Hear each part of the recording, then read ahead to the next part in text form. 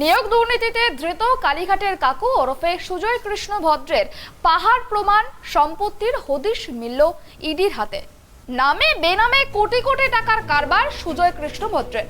রাজ্যে নিয়োগ দুর্নীতিতে কালীঘাটের কাকু ওরফে সুজয় কৃষ্ণ ভদ্র অন্যতম বড় মাথা বলে শুরু থেকেই দাবি করে আসছে সিবিআই ও ইডি। সময় যতই গড়াচ্ছে দ্রুত দুই কেন্দ্রীয় সংস্থার হাতে সেই তথ্য যেন আরো জোরালো হচ্ছে।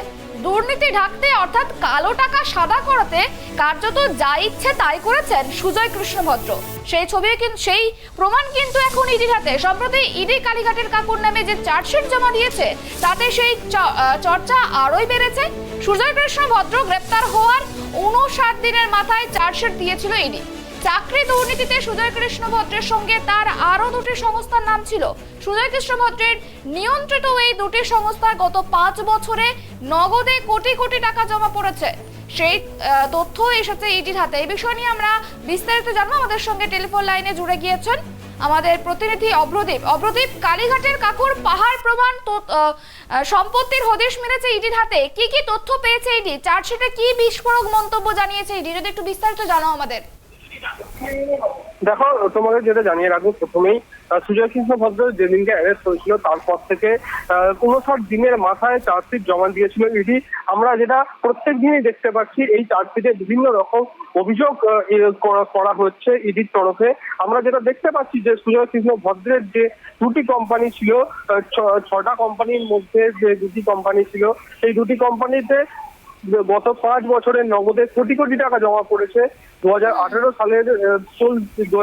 সাল থেকে চলতি বছরের অর্থাৎ 2023-এর মে মাস পর্যন্ত জমা পড়েছে প্রায় 1,14,40,000 টাকা, যার গোটাটাই কিন্তু ক্যাশে জমা পড়েছে। কখনো 20 লক্ষ টাকা, কখনো 30 লক্ষ টাকা, কখনো 40 লক্ষ টাকা। এই বছর এভাবেই প্রতি বছর বিভিন্ন ভাবে টাকা জমা পড়েছে এই দুটি সংস্থায়। চার্জশিটের 88 এবং 89 নম্বর পাতায় বলা হচ্ছে যে শুধুমাত্র অনলাইন ট্রান্সফারের মাধ্যমে 1,75,00,000 টাকা জমা পড়েছে। এই পরিমাণ টাকার উৎস কি?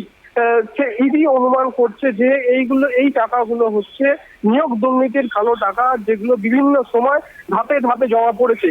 ওয়েলথ উইজার্ড প্রাইভেট লিমিটেড কোম্পানিতে টোটাল জমা পড়েছে 98,40,000 টাকা এবং এনএস অ্যাচিভার্স কোম্পানি কনসালটেন্সি কোম্পানিতে 20 লক্ষ টাকা জমা পড়েছে।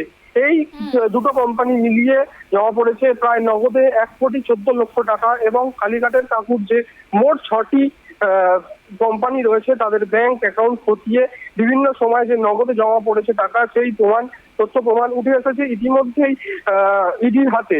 ওয়েলথ উইজার্ড প্রাইভেট লিমিটেড কোম্পানিতে বিভিন্ন দামি অ্যাকাউন্ট বা দামি কোম্পানি তৈরি করে 1,75,00,000 টাকা জমা করা হয়েছে, যেটা ইডি সূত্র মারফত আমরা জানতে পারছি। ইডি আরো অনুমান করছে যে নগদ ও অনলাইন ট্রান্সফারের মাধ্যমে ঘুর পথে প্রায় 3 কোটি টাকা এই দুটি সংস্থায় জমা দেওয়া হয়েছে। ইডি চার্জশিটে আরো দাবি করছে যে সুজয় কৃষ্ণ ভদ্রের 11টি সম্পত্তির হদিশ তারা পেয়েছে এবং এই যে বিপুল সম্পত্তির হদিশ পাওয়া গেছে সেইগুলো সব বাজেয়াপ্ত করার প্রক্রিয়া কিন্তু ইডি এবার শুরু করতে চলেছে। একেবারে অনেক ধন্যবাদ অভ্রদীপ তোমাকে।